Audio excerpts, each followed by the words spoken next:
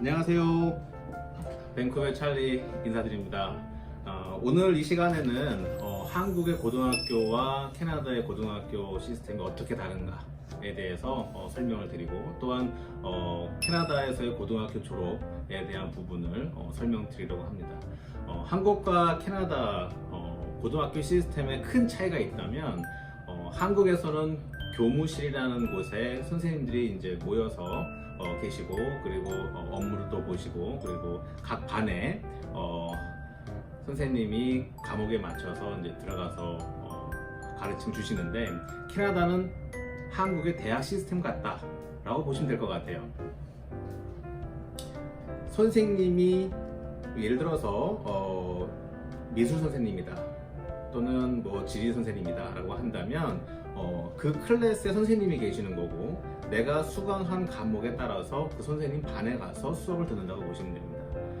그러다 보니까 내가 궁금한 점이 있거나 방과 후에 뭔가를 질문할 것이 있다던가 있으면 해당하는 선생님 클래스 반에 가서 질문을 하고 그에 대한 답을 얻을 수가 있다고 보시면 됩니다.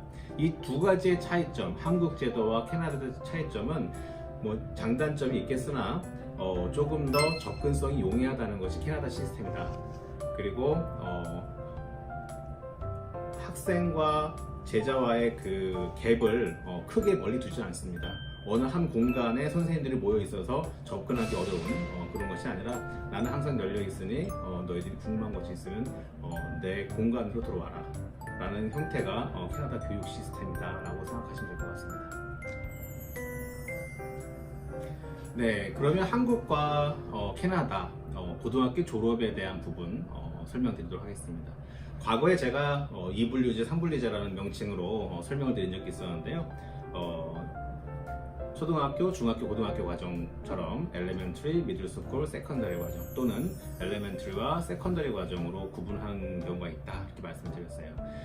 어느 쪽이든 세컨더리인 기준인 경우가 보통은 8학년부터 12학년까지. 근데 한국에서의 고등학교는 고등학교 1, 2, 3학년에 해당되는 것은 캐나다에서 10학년, 11학년, 12학년에 해당되는 과목이라고 보시면 되겠습니다. 그리고 한국에서는 해당하는 학년이 졸업이 되고 나면 그 다음 해, 예를 들어서 고등학교 1학년을 마쳤으면 고등학교 2학년에 대한 커리큘럼을 완료하고, 그 다음에 다른 또 학년이, 그러니까 고등학교 3학년이 되면 고3에 맞는 수업을 들어간다면, 캐나다는 졸업 요건에 맞는 크레딧을 이수해야 됩니다. 그래서 10학년, 11학년, 12학년에 대해서 졸업 요건은 총 80 크레딧을 따야 됩니다. 각 주마다 이 크레딧에 대한 용어라던가 터미널로지는 조금 다르게 할 수 있습니다. 하지만 주요 과목에 대한 것은 같다라고 보시면 되는데요. 10학년, 11학년, 12학년 때까지 총 80 크레딧, 한 과목이 4 크레딧으로 되어 있습니다. 그러면 대략 계산이 나오죠. 그리고 10학년 때 필수 과목과 일렉티브 과목, 또 11학년과 12학년에 걸쳐서 수업을 듣게 되는데, 필수 과목은 총 52 크레딧을 따야 됩니다. 그리고 일렉티브 과정으로 28 크레딧을 이수를 하게 되면 필수 과목, 그 다음에 일렉티브를 포함해서 총 80 크레딧을 따면 BC주의 도구드 디플로마라고 하는 고등학교 졸업장에 준하는 고등학교 졸업장이죠. 고등학교 졸업장을 받을 수가 있게 됩니다. 네, 그러면 조금 더 세분화 해보겠습니다. 그레이드 10, 10학년, 고등학교 1학년 과정이죠. 에서는 어떤 것이 필수 과목으로 꼭 들어야만 하는가라고 생각이 들 수 있는데요. English, Math, Science, PE, Social, 이 과목이 10학년에서는 필수 과목이다 라고 보시면 되겠습니다. 그리고 11학년에서 그리고 12학년에서 이제 조금 나눠집니다. 한국에서 고등학교 2학년 때 이과 계열로 갈 것이냐, 문과 계열로 갈 것이냐에 따라서 차이가 생기는 것처럼요. 캐나다도 11학년 때 내가 과학 과목을 어느 부분으로 더 집중할 것이냐, 그리고 고등학교 졸업 요건에만 맞춰서 수업을 들을 것이냐에 따라서 좀 달라지게 됐습니다. 그래서 영어라던가 과학이라던가 수학이라던가 그리고 소셜에 대한 부분에 있어서 뭐 소셜은 11이나 또는 12 과목 중에, 그러니까 그레이드 11이나 12 중에 하나를 선택해서 꼭 마스터를 하시면 되는 거고요. 매스도 마찬가지고 사이언스도 마찬가지입니다. 하지만 이제 사이언스에서는 과학 파트로 갔었을 때 뭐 바이오라든가 케미라든가 피직스라든가 이런 좀 넘어가게 되는데요. 11학년 때 이수를 해야만 12학년에도 관련된 과목을 할 수가 있습니다. 예를 들어서 바이오 11을 하지 않고 12학년 때 바이오 12을 할 수 있느냐? 안 된다는 거죠. 네. 그래서 그렇게 해서 학년마다 필수 과목들을 이수를 하고요. 그 다음에 12학년 때는 잉글리시가 필수입니다. 그리고 일렉티브 과정도 꼭 들어야 되고요. 그다음에 그 일렉티브 과정 중에서는 뭐 아트라든가 그레이주에이션이라든가 커리어 플랜이라든가 이런 식의 과목들을 꼭 이수해야 되는 것이 있습니다. 각 학교마다 졸업에 대한 부분으로 해서 카운슬러들이 있습니다. 해서 수강 신청하는 당시에 그런 부분을 고려해서 상담이 이루어지고 또 저희도 그 부분에 대해서 고려해서 상담을 하기 때문에 저희가 이제 케어되는 학생들인 경우는 큰 문제 없이 소화하고 있습니다. 그리고 마지막으로 굉장히 중요한 제도인데요. BC주에서는 리터러시 테스트라는 것이 있고 그다음에 루머스 테스트라는 것이 있습니다. 리터러시는 말 그대로 영어에 대한 부분인 거고요. 그다음에 루머스는 수학 관련된 파트라고 보시면 됩니다. 그래서 루머스는 루머스 10 굉장히 중요하고요. 리터러시는 리터러시 10 그 다음에 리터러시 12 요 과정에 대해서 꼭 패스를 해야만 고등학교 졸업을 할 수 있다는 점 다시 한번 말씀드립니다. 수학에 대한 부분이라든가 그리고 과학에 대한 부분으로는 12학년 때 우리가 조금 더 세분화돼서 설명을 할 수가 있겠는데요. 대학에 입시를 하는데 내가 문과 계열로 가겠다 또는 이과 계열로 가겠다에 따라서 과학 파트를 최소 2과목 이상 또는 수학은 뭐 매스 12라든가 아니면 칼큘러스 12라든가 또는 뭐 프리칼큘러스 12 이렇게 적어도 2과목 이상에 대한 것을 해야만 지원이 가능한 대학도 있습니다.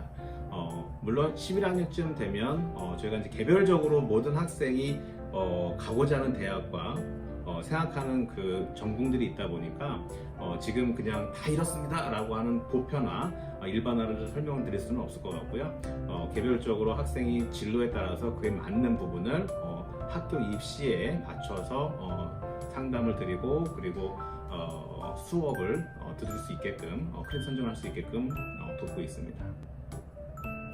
네, 그러면 캐나다에서는 성적을 어떻게 구분하고 그리고 어떤 식으로 마크가 형성되는지에 대해 설명드리겠습니다.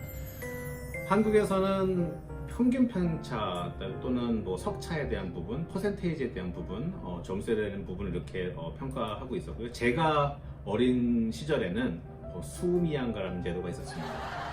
그래서 90%에서부터 100%는 수, 또 89%부터 해서 70%까지는 뭐 우, 뭐 이런 식으로 책정된 적이 있었는데요. 캐나다도 뭐 비슷하긴 하지만 여기는 ABCD 제도, 그 다음에 세컨더리 이전의 성적은 실적으로 어떤 ABCD 제도라는 것보다는 용어, 레이팅에 대한 용어로 설명을 합니다. 뭐 excellent 또는 뭐 great 또는 good, 뭐 satisfied, 뭐 well done 뭐 이런 식의 어떤 용어로서 설명을 하는데요.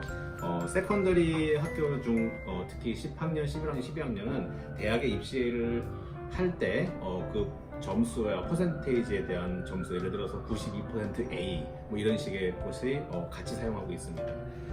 해서 A는 86%부터 해서 100%의 성적을 가진 아이들이 A라는 성적을 받게 되어 있고요. 73%부터 85%까지를 B, very good 뭐 이렇게 표현할 수 있겠습니다. 그 다음에 67%부터 해서 72%의 성적을 반영받으면 C 플러스이면서 good 정도라고 표현할 수 있으며 60에서 66%를 satisfy, 뭐 C 이렇게 표현합니다. 보통 그 67에서 72 사이를 C 플러스, 그리고 그 밑에서부터 밑으로 해서 66%까지를 C, 그 다음에 50에서 59%를 C 마이너로 평가를 합니다. 중요한 것은 과거에 저 어렸을 때 가라고 표현하는 것, 그것이 60% 이하였다면 캐나다에서는 50% 이하를 fail로 표현합니다. 그래서 이 경우에는 그 수업을 다시 들어야 됩니다. 그래서 내가 10학년 때 수학을 fail 했다면 한 해가 지나서 11학년이 됐습니다. 그러면 한국에서는 11학년 수학을 듣겠죠. 고2에 대해 해당되는 수학을 듣겠지만 캐나다에서는 10학년 수학을 다시 들어야 됩니다. 네, 그래서 수업을 듣고 다음 학년으로 넘어갈 수 있게끔, 그래서 서머 스쿨이라든가 그래서 온라인 스쿨을 통해서 과목을 마무리를 해야만 다음 학년에 해당되는 과목을 들을 수 있다는 거 명심하면 되겠습니다. 네, 그럼 예를 한번 들어보겠습니다. A라는 홍길동 학생이 10학년 때 수학을 페일했습니다. 아쉽게도 49%로 페일한 겁니다. 그래서 해가 지나서 이제 11학년으로 올라갑니다. 그럼 이 학생은 11학년 수학은 어떻게 되는 겁니까? 라는 질문이 나옵니다. 당연히 10학년 수업에 수학을 들어야 됩니다. 그 해당하는 과목 선생님 수강 신청된 곳에 가서 수업을 듣고, 그리고 세미스터 J인 경우에는 그 다음 학기에 수학 11을 신청할 수 있거나, 또는 어쨌든 10학년 것이 마무리가 되고 나면 온라인을 통해서라든가 아니면 썸머스쿨을 통해서 그 과목을 캐치업하셔야 하는 거죠. 이해되셨나요? 오케이. 네, 지금까지 학교 크레딧 시스템에 대한 부분과 그 다음에 환경에 대한 부분 조금 러프하게 브리프하게 설명을 드렸는데요. 이외에도 졸업에 대한 요건으로는 봉사활동이 있습니다. 3시간에 대한 봉사활동도 꼭 채워야 되고요. 그리고 가장 좋은 것은 학교에서 하고 있는 봉사활동에 참가하는 것도 굉장히 손쉬운 방법 중에 하나며, 어떤 그 이벤트라든가 세미나 그런 곳에 참여해서 받아가는 것도 굉장히 중요합니다. 또 다른 궁금증 중에 하나가 과연 한국에서 받은 성적이 캐나다에서는 어떻게 반영이 되는가에 대한 부분이 있을 것입니다. 기본적인 과목, 필수 과목에 대한 것은 해당 학년이 완성이 됐다면 그 성적이 적어도 50% 이상 받았다면 성적으로 반영된다고 보시면 되겠습니다. 근데 문제는 50%에 대한 기준이 한국의 기준과 캐나다의 기준이 다소 차이점이 있을 수 있습니다. 한국에서는 60%라는 기준이 캐나다의 50%라는 기준과 아마 일치하는 형태로 이루어진다고 보시면 될 것 같은데요. 예를 들어서 한국에서는 fail이라는 기준이 58%에 걸려 있다면 캐나다에서도 마찬가지로 그 과목은 fail한 걸로 판단합니다. 그래서 한국에서 패스했다는 조건, 적어도 60%를 넘어가는 조건부터가 캐나다에서 성적으로 반영받을 수 있는 개념이라 보시면 되고요. 그리고 랭귀지 파트에서 아트 파트에서 랭귀지 파트도 챌린징 형태로 해서 한국의 국어가 외국어 선정으로도 되는 곳이 많습니다. 그래서 그런 부분. 그래서 종합적으로 이제 설명을 드리긴 했는데 서머리를 한다면 BC주에서 졸업 요건은 10학년, 11학년, 12학년을 거쳐서 필수 과목과 일렉티브 과정을 통틀어서 총 80크레딧을 이수해야 된다는 점, 플러스 리더스라든가 루머스에 대한 테스트를 꼭 패스해야 된다는 점, 그리고 졸업 요건에서 봉사활동에 대한 부분을 완성시켜야 한다는 점, 이 세 가지가 형성이 되면 더구드 디플로마라고 하는 졸업장을 받을 수가 있습니다. 네, 다음 시간에는 지역별 학교들에 대한 조금 더 자세한 설명과 그리고 좀 구분을 하려고 합니다. 학부형님들이 아이와 함께 왔었을 때 필요한 부분, 그리고 아이만 왔었을 때 조금 필요한 부분에 대해서 좀 구분해서 설명을 드리도록 하겠습니다. 그럼 다음 시간에 또 뵙겠습니다. 감사합니다.